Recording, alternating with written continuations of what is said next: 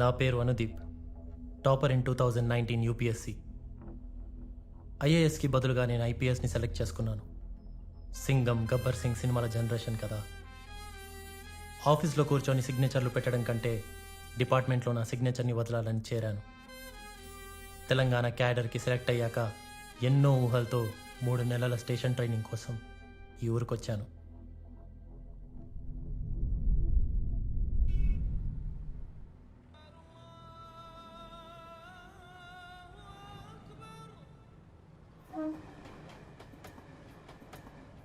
What? You're leaving without informing me?